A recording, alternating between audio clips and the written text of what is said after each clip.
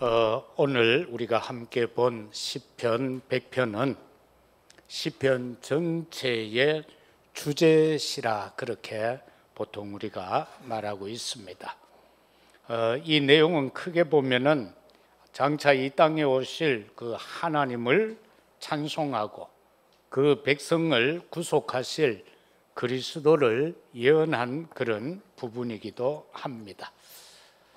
하나님께서 우리에게 주신 그 기쁨, 하나님이 우리를 통하여 받으시는 찬송, 그리고 우리가 그 모든 삶 속에서의 감사는 오직입니다. 하나님이 주신 나의 기쁨, 이거는 세상 그 어떤 기쁨과도 비교할 수는 없는 오직의 기쁨이고 오직의 찬송이고 오직의 감사인 것입니다. 그런가 하면 이것은 유일적인 것입니다. 그거는 누구도 이런 하나님이 주시는, 우리에게 주시는 그 기쁨을 줄 수 있는 사람은 없습니다. 사람이 이 기쁨 줄 수 없고 또 사람에게 이런 찬송 드릴 수 없고요, 우리에게 주어진 그 감사 유일한 것이고, 이 기쁨과 찬송과 감사 속에서 재창조의 역사는 일어나지게 되는 것입니다.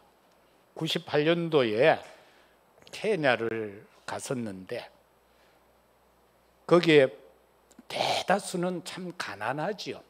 새벽 4시부터 그들은 1시간씩 2시간씩 걸어서 일터로 가고 거기에서 온종일 일을 하는데 일부를 받아요. 그러면은 점심은 식빵, 구멍 뻥뻥 뚫린 식빵 한 쪼가리하고 코카콜라 한 잔이면 그들의 하루의 식사요. 그리고는 또다시 2시간, 3시간씩 걸어서 집으로 오는 그들, 대다수 백성이 그렇게 살아. 그리고 아이들은 방치가 되어져서 오르막길에 올라가는 자동차 매연을 흡입하고 있고, 그런가 하면은 그 쓰레기 더미에서 먹을 것을 찾아 먹고, 그 반면에 소수의 부자는 집안에 골프장이 있고 경비행기장이 있고, 그런데 우리가 그때 갔을 때 그 부자 하나가 비행기 타고 가다가 떨어져서 죽었다. 과연 그러한 상황 속에서 그처럼 크게 대저택에 살고 있다고 해서 과연 그들이 기쁠 것이며 과연 그들에게 입술에 찬송이 있겠는가? 그리고 그들이 감사가 도대체 어떤 감사일까? 하나님이 없다면은 그 대저택에 산다 할지라도 그곳은 지옥일 뿐이다. 그러나 정말로 초가집에 살아도 그곳에 하나님을 모시고 산다면은 우리가 있는 그 어느 곳이든 그곳은 하나님의 나라가 될 것입니다. 오늘날 대다수의 집들에 거실이 있다면은 거실 중앙에는 TV님이 계십니다. 어느 집에 가든지 거실의 딱 중앙에는 TV님이, 하나님이 아니고 TV님이 딱 좌정하고 계셔요.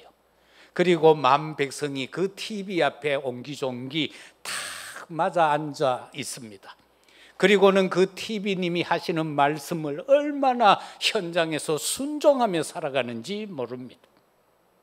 그러나 참 감사하게도 저와 여러분들은 하나님을 모시고 하나님의 말씀 앞에서 살아가니 그 또한 기쁨이요, 그 또한 찬송이요, 그 또한 감사가 아닐 수가 없습니다.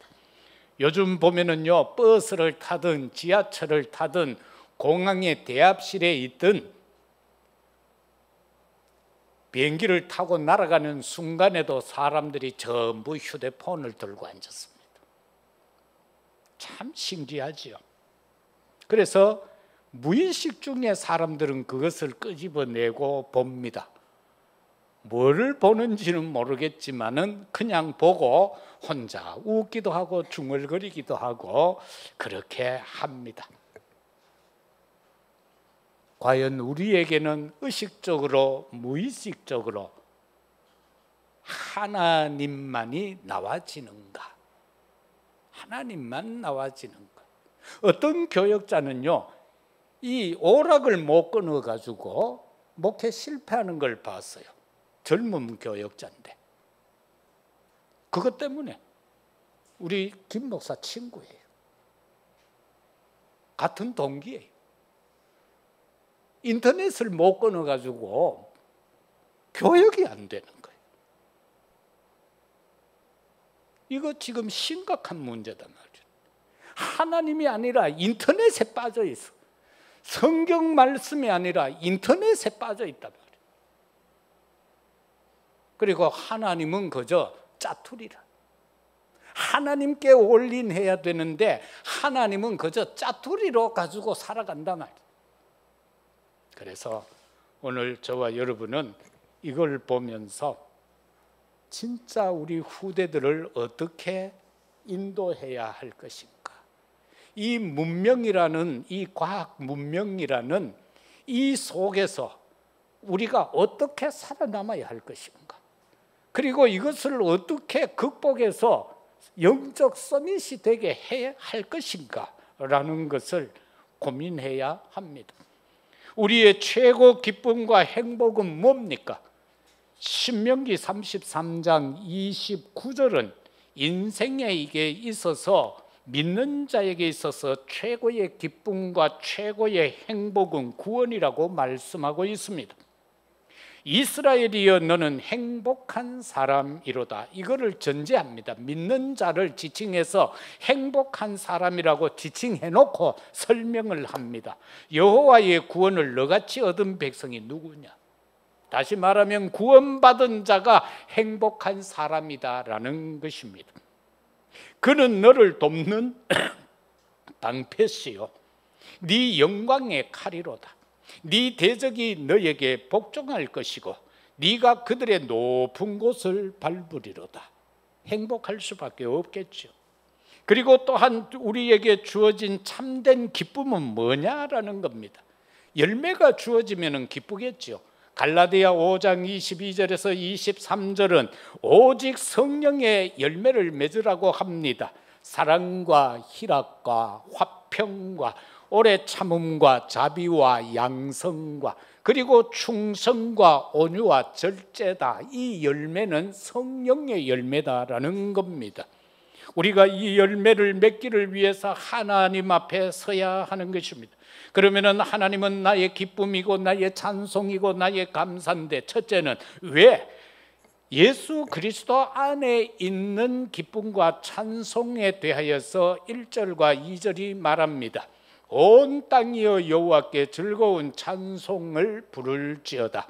기쁨으로 여호와를 섬기며 노래하면서 그의 앞에 나갈지어다. 그의 앞에 나간다는 겁니다. 그리스도 밖에서는 참 기쁨 있을 수 없습니다. 참 감사가 있을 수가 없고 참된 찬송이 있을 수가 없습니다. 하나님께서 창세기 1장에서 보면은 아담을 지으시고 난 후에 얼마나 기뻐하셨는지 모릅니다. 너무나도 기뻐서 모든 걸 다 허락해 버립니다. 저 이름을 네가 다 지어라. 그리고 네 하고 싶은 대로 이 안에 있는 거 다 네 소유다. 그러나 저 중앙에 있는 선악을 알게 하는 실과는 먹지 말라. 그거 하나만 요구하셨습니다. 오늘날 또 우리에게 하나님은 모든 것 다 내가 허락했으니 딱 한 가지만, 사단에게 속지 마라. 바로 그것만 우리에게 요구하고 계시는 것입니다. 그래서 우리가 그리스도 안에 있는 기쁨과 찬송은 무엇인가라고 할 때에 세계 복음화의 언약인 것입니다. 다시 말하면은 교회 안에 세계 복음화의 망대를 세우라라는 사실입니다. 그리고 오늘 본문에도 보면 온 땅이라고 했습니다. 그 온 땅이라는 것은 모든 인류다라는 겁니다. 그 가운데 누가 믿을 자인지 선택받은 자인지 우리는 모르잖아요. 그래서 그들에게 때를 얻든지 못 얻든지 복음을 전하는 것이 우리가 붙잡아야 할 언약인 것입니다. 그리고 우리로 하여금 보좌 앞에 담대히 나아가라라고 말씀합니다. 히브리서 4장 14절 이하에서 보면은 큰 대제사장이 나옵니다. 그리고 그를 지칭하여서 승천하신 하나님 아들 예수라고 말씀하고 있습니다. 그는 우리 연약함을 동정하시는 분이라고 했습니다. 모든 일에 우리와 똑같이 시험은 받지만 죄는 없으신 분이다라고 말합니다. 그런가 하면 때를 따라 돕는 은혜를 얻기 위하여서 은혜 보좌 앞에 담대히 나가라고 합니다. 우리가 왜 오늘 또 아버지 보좌에 나와서 하나님 앞에 예배드리고 있습니까? 때를 따라 돕는 은혜를 얻기 위해서인 것입니다. 저와 여러분은 하나님 앞에 은혜를 입지 못하면은 우리는 이 세상을 살아갈 수가 없습니다. 하나님 앞에 담대히 나아갈 때에 가장 기본적인 것은 뭐냐? 아버지, 나는 죄인입니다. 아버지, 나는 죄인입니다. 내가 할 수 있는 것은 아무것도 없습니다라는 마음 자세를 갖고 우리는 보좌 앞에 나아가야 합니다. 우리가 보좌 앞에 나아갈 수 있는 자격은 없습니다. 오직 하나님의 은혜로 말미암아 나아가는 것입니다. 그래서 우리는 에베소서 5장 19절에 보면은 시와 찬송과 신령한 노래들로 화답하며 너희 마음으로 주께 노래하며 찬송하며라고 말씀합니다. 그런가 하면은 그 뒤편에 보면은 범사의 우리 주 예수 그리스도의 이름으로 항상 아버지께 하나님께 감사하며 그리스도를 경외함으로 피차 복종하라. 정말로 우리는 마음으로 주께 노래하며 찬송해야 될 줄로 믿습니다. 내 마음을 다하여 하나님 앞에 노래해야 합니다. 내 마음을 다하여 우리는 찬송해야 하는 것입니다. 한 번씩 이래 뭡니까? 트로트 이래 나오면 한국 사람들은 이 심리가 거의 트로트에 맞는 것 같아요. 그런데 보면은 뭐 오빠야들이 큰 엑스코 같은 거 빌려가 막 공연하잖아요. 그러면은 그 현장에 가면은 막 그냥 TV에서 듣는 거하고 다르대요. 막 뭐가 임한대요. 우리가 예배드리며 기도하고 찬송할 때 성령이 임하는 것 같이 그 막 아줌마들이 가가지고는 예를 들어서 나오나 오빠 야 할 때 그 나오나가 나와가 싹 한 곡 뽑으면은요 뭐가 임한대요. 그래서 막 거기서 난리를 친다는 겁니다. 그래서 우리도 예배드릴 때 좀 감동적으로 드려야 돼. 하나님이 나오나 보다는 좀 높잖아. 하나님의 성령이 얼마나 강력하게 역사합니까? 그래서 우리는 하나님의 앞에서 찬송하고 기도하고 예배드릴 때에 성령의 임하심을 깨닫고요 거기에 감동하며 그 속에 우리가 빨려 들어가야 될 것입니다. 그런가 하면 하나님과 관계는 기쁨이다. 우리와 하나님과의 관계는 기쁨의 관계입니다. 3절입니다. 여호와가 우리 하나님이신 줄 너희는 알지어다. 그는 우리를 지으시니시요 우리는 그의 것이고 그의 백성이고 그의 기르시는 양이로다. 그러니까 기뻐하지 않을 이유가 하나도 없는 것입니다. 여호와가 우리 하나님이라는 사실입니다. 그는 우리를 창조했다라는데 창조에는 두 가지 의미가 있습니다. 존재의 창조와 영의 창조. 다시 말해서 우리가 사단한테 존재로서 생명으로 지음받아서 인간이 되어졌는데 사단한테 속아가지고 우리는 에덴에서 쫓겨났고 죄와 허물 속에서 살아갈 수밖에 없잖아요. 그것을 안타까이 여기신 하나님께서 우리에게 구원하시고자 점진적으로 언약을 약속해 오셨고 그것이 성취되어져서 예수님이 십자가상에 달리셔서 내가 다 이루었다고 선언하시는 그 재창조 역사, 이 두 가지를 말하고 있는 것입니다. 그랬기 때문에 우리는 하나님에게서 난 자다. 우리는 하나님에게서 난 자다. 하나님을 알지 못한 자들은 하나님의 형상으로 지음은 받았는데 그들은 사단을 아비로 삼고 살아갑니다. 우리가 갈라디아서 들어가서 보면은 1장 1절과 4절에 사람들에게서 난 것은 아니요 사람으로 말미암은 것도 아니요 오직 예수 그리스도와 그를 죽은 자 가운데서 살리신 아버지로 말미암아 그리스도께서 아버지의 뜻을 따라 악한 세대에서 우리를 건지시려 우리를 대속했는데 그가 바로 예수님이 자기 몸을 주셨다. 그래서 우리는 하나님에게서 난 자지 육으로 난 자가 아니다라는, 아버지가 있고 엄마가 있지만은 그러나 우리가 분명히 붙잡아야 될 것은 우리는 하나님에게로서부터 난 자들이다라는 겁니다. 이것이 확실히 각인되고 뿌리 되고 체질이 되어져야 되는 것입니다. 내가 하나님께로부터 났다라는 것이 되면은 부모 원망할 사람 아무도 없습니다. 내가 육으로 났기 때문에 무언가 부족하면 아버지 엄마를 원망합니다. 핑계합니다. 그거는 왜? 하나님께로부터 내가 났다라는 걸 인정 안 하기 때문에. 내가 하나님께로부터 났다면 나를 책임지실 분은 아버지 어머니가 아니라 하나님이시잖아. 그 하나님은 나에 대한 원대한 계획을 세워놓고 있는데 우리는 그 계획 속으로 못 들어가는 거예요. 그 계획을 받아들이지 못하는 거예요. 그것이 문제다라는 사실인 겁니다. 그래서 우리는 어떻게 정말로 하나님과의 관계 속에서 아버지와 나는 어떤 관계? 창조주라는 사실입니다. 하나님은 오늘 본문에서도 그렇게 말씀하잖아요. 나를 지으신 창조자다라는 겁니다. 하나님이신 줄 너희는 알지 못하느냐? 우리를 지었다라는 겁니다.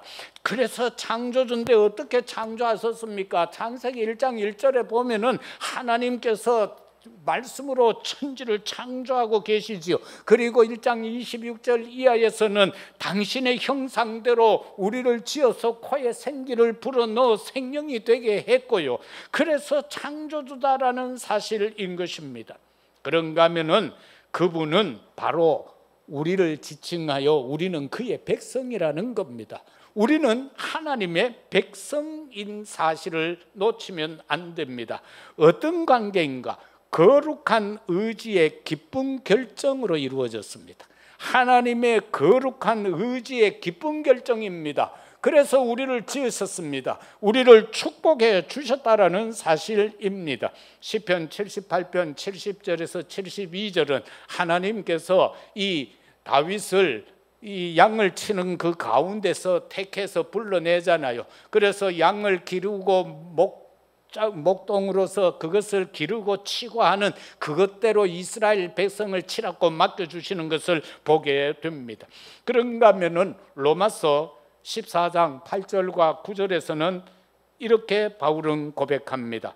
우리가 살아도 주를 위하여 살고 죽어도 주를 위하여 죽나니 그러므로 사나 죽으나 우리가 주의 것이로다.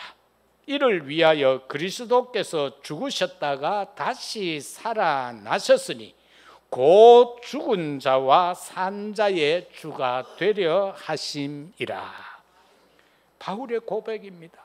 내가 살아도 주를 위하여 살고 내가 죽어도 주를 위하여 죽겠다라는 사실입니다. 바울은 그렇게 살았습니다.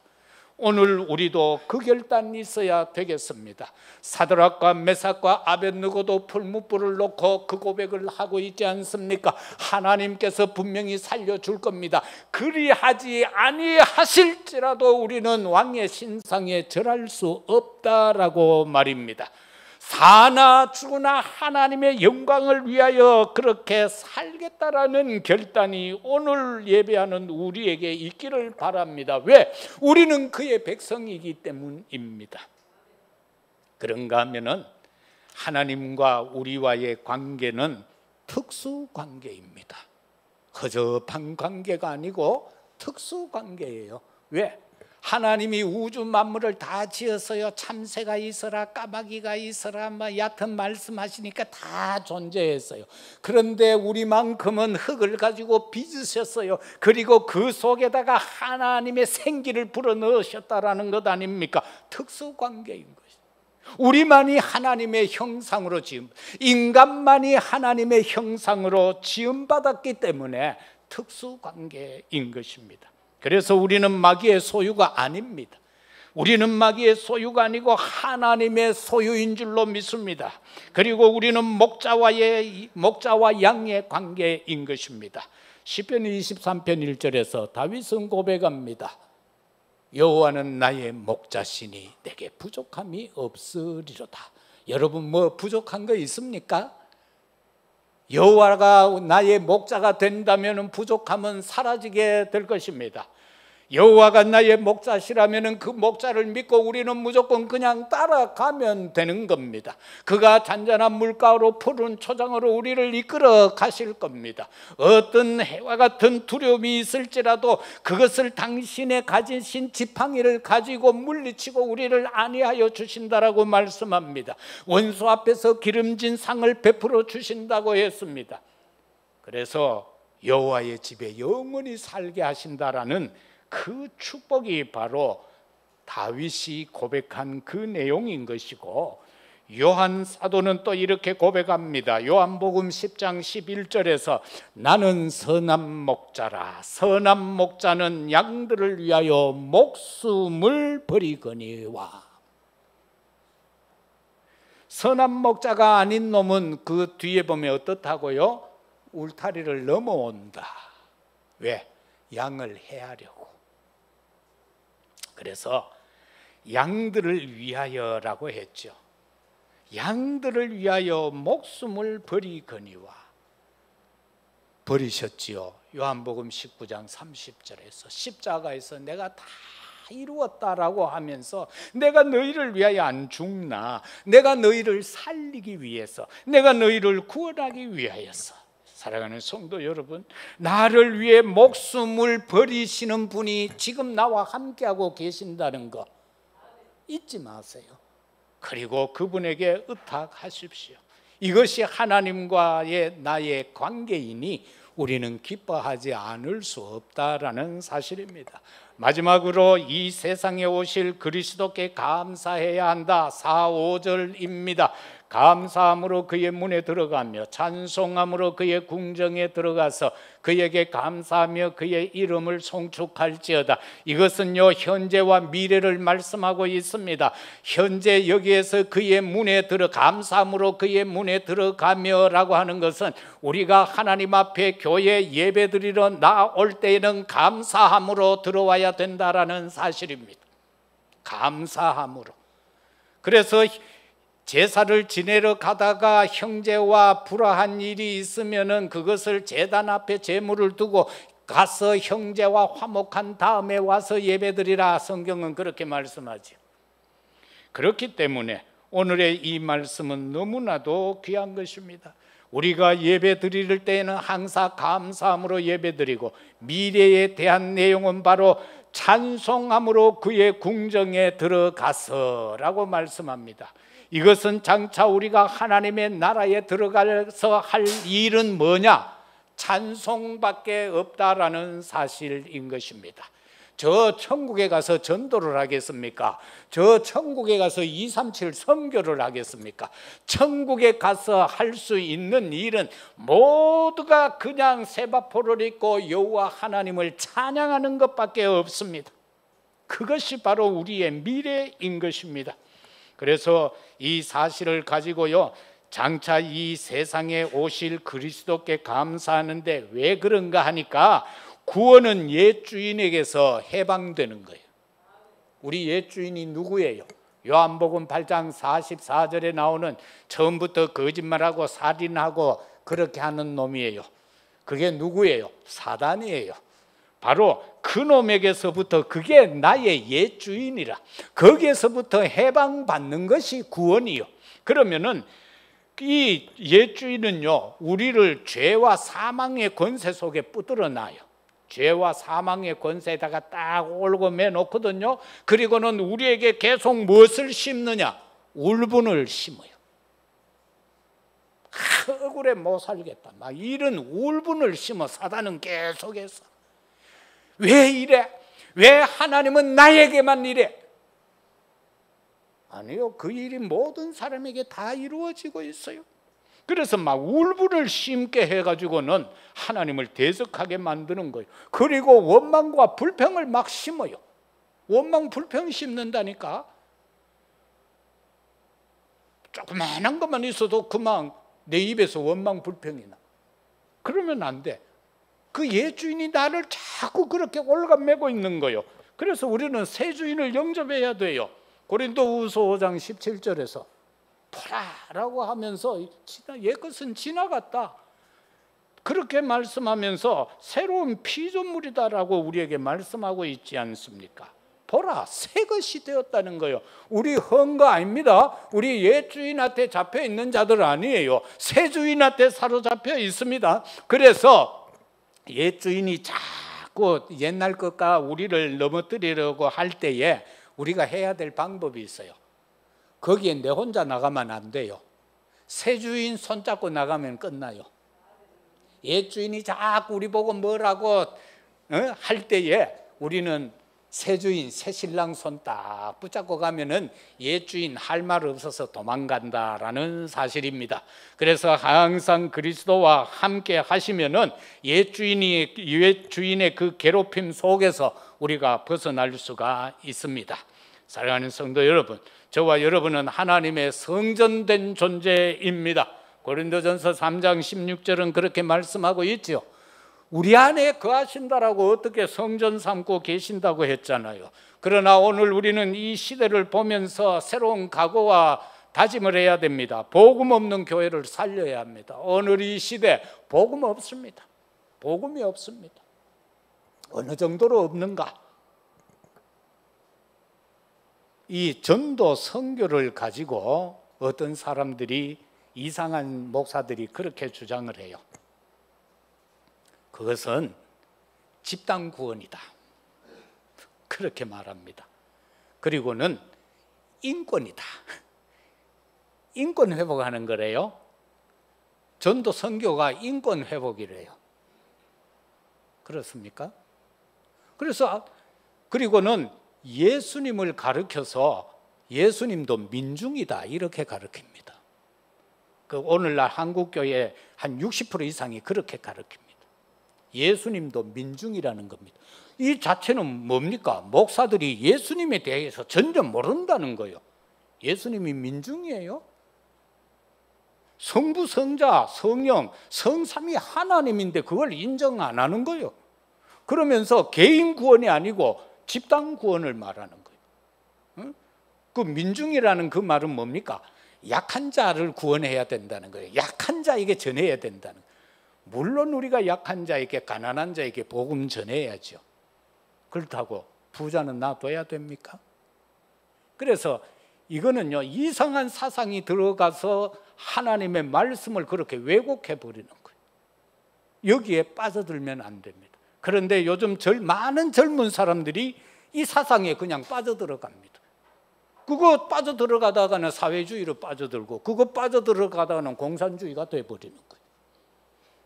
그래서 하나님의 말씀은 영혼 구원, 개인 구원이다. 그 구원을 위해서 있는 전도요, 선교이지, 그렇게 세상의 문화를 개혁하는 그게 하나님의 전도 선교가 아니다. 그래서 이 복잡한 많은 것들을 가지고 젊은 세대들을 미혹하고 유혹하는 사단의 역사가 있습니다. 그래서 복음 없는 교회를 살려야 돼요. 갈라디아 1장 7절은 이렇게 말을 합니다. 다른 복음은 없나니 다만 어떤 사람들이 너희를 교란하여 그리스도의 복음을 변하려 함이라. 많은 사람들이요, 다른 복음은 없어요. 우리가 전하는 복음은 오직이에요, 오직. 그런데 다른 것을 가지고요, 우리를 교란하려고 한다. 믿는 사람들을 교란케 해서 그리스도의 복음을 변질화시키는 거예요. 그리스도 복음을 변질화한다. 여기에 절대 속으면 안 됩니다. 그래서 우리는 오늘 또 하나님 앞에 교회 나갈 때 감사함으로 예배해서 하나님의 나라를 이루어야 합니다. 그런가 하면 우리는 찬송으로 궁정에 들어가면서 보좌의 축복을 누려야 하는 것입니다. 그리고 우리는요, 이 구원이라는 것은 하나님의 선하심의 목적입니다. 도대체 이 선하심이 뭡니까? 구원이 인간의 행함이 아니다라는 겁니다. 요한복음 3장 16절에 하나님이 세상을 이처럼 사랑하사 독생자를 주셨으니 이는 저를 믿는 자마다 멸망치 않고 영생을 얻게 하려 하심이라. 우리가 수고하고 노력해서 구원받는 거 아닙니다. 하나님의 선하심 때문에 구원을 받습니다. 그 하나님의 선하심 속에는 두 가지 내용이 있습니다. 첫 번째는 하나님의 인자입니다. 끝까지 기다리신다는 겁니다. 인자하심으로 로마서 3장 10절에 보면은 의인은 없나니 하나도 없다라고 했죠. 23절에서는 모든 사람이 죄를 범하였으며 하나님의 영광에 이르지 못한다라고 했죠. 6장 23절에서는 죄의 삭선 사망이라고 했습니다. 오직 하나님의 은사는 그리스도 예수 우리 주 안에 있는 영생이다. 그래서 이게 바로 하나님의 인자입니다. 이렇게 인간은 하나님 앞에 설 수 없는 존재이지만은 하나님께서 인자하심으로 우리를 구원에 이르게 하셨다라는 사실입니다. 그리고 하나님의 성실하심이라는 것 때문에 우리는 구원받았습니다. 뭡니까? 끝까지 돌보신다라는 사실입니다. 택함 받은 하나님의 자녀는 절대로 하나님이 버리지 아니하십니다. 우리 자녀 후대들에게요, 세 가지 뜰의 회복의 축복이 임하도록 만들어야 되고, 무엇보다도 중요한 것은 우리 자녀들에게 기도를 가르쳐야 돼요. 제대로 기도할 수 있도록 가르쳐야 돼요. 제가 전에도 얘기했잖아요. 우리가 어릴 때 가정예배를 이래 드리면 이제 돌아가면서 기도를 시켜. 그러면 어찌됐건 지당번이 되면 기도해야 되는 거예요. 그렇게 훈련을 받았어요, 집에서. 그러면은 이 사모된 누나들은 꼭 지 기도 차례되면은요, 이렇게 해요. 아버지 엄마 있고 다 있는데 이 허다한 제자들을 가면서 이렇게 기도하더라고. 그러더니 사모돼 부더라고. 그래서 우리 아이들 기도하는 거 보면 알아요. 이 아이에게 뭔 달란트가 있는가. 기도 계속 부모들은 자녀 기도하는 걸 들어봐야 돼요. 그죠? 도청장치를 하든 어떻게 하든 아이가 기도하는 걸 들어보면은 이 아이에게 어떤 달란트가 있는가가 나와요. 왜? 그 영이니까 그 방향을 놓고 기도를 하겠죠. 그래서 저와 여러분은요, 진짜로 하나님의 인자와 성실함 놓치면 안 됩니다. 그래서 우리가 말씀을 맺자면은 저와 여러분은 육신적인 기도하다가 죽을 것인가 한번 고민해 봐야 돼요. 육신적인 것만 가지고 붙들고 기도하다가 죽을 건가? 그거 아니죠. 우리가 기도해야 될 5가지 큰 제목이 있지 않습니까? 성삼위 하나님의 그 모든 역사를 위하여 기도하고, 보좌의 축복 9가지를 놓고 기도하고, 삶 시대 과거 현재 미래 살리기 위한 기도가 되어야 되고, 앞으로는요 우주 시대를 놓고 기도해야 되고, 더 나아가서 영역, 지력, 체력, 경제력, 인력을 놓고 기도하면은 어떻게 되는가? 능력 올 수밖에 없겠죠. 치유의 역사가 일어날 수밖에 없겠죠.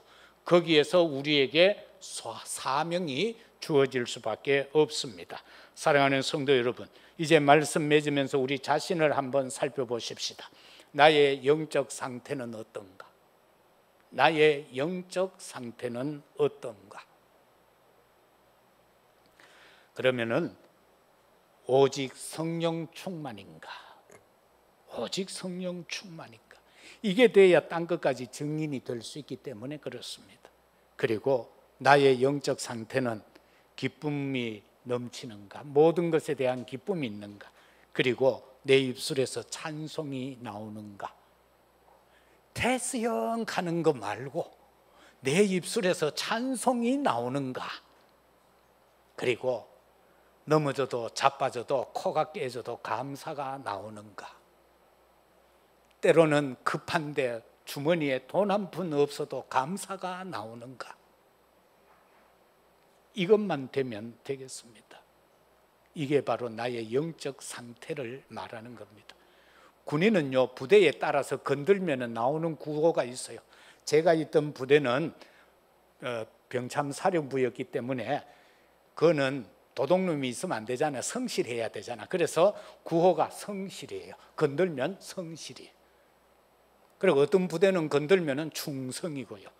어떤 부대는 건들면 백골이에요. 이 부대마다 그게 다 있어요. 우리 상무이 바다는 뭔지 모르겠다. 건들면 고래 하나?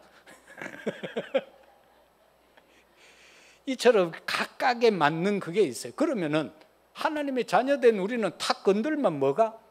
기뻐야지. 건들면 아프다 그러고 막 짜증내고 하면 안 되잖아. 감사가 나와야 되고 찬송이 나와야 된다. 그래야만 우리가 237 나라 살릴 수 있는 세계 복음화의 주역이 될 수 있습니다. 이 한 주간 하나님께서 나에게 있어서 기쁨이 되고 찬송이 되고 감사가 되는 한 주간이 되기를 예수 그리스도 이름으로 축복합니다. 아버지 하나님 참 감사합니다. 우리의 영적 상태가 오직 성령 충만케 하시고 어떤 상황, 문제, 환경 속에서도 기쁨과 찬송과 감사가 이어지게 하옵소서. 우리를 통하여 가장 원하시는 237 나라 살리는 세계 복음화의 주역이 되게 하옵소서. 흩어져 있는 우리 모든 가족들에게도 동일한 은혜로 임하옵소서. 감사합니다. 예수 그리스도 이름으로 기도드리옵나이다. 아멘. 335장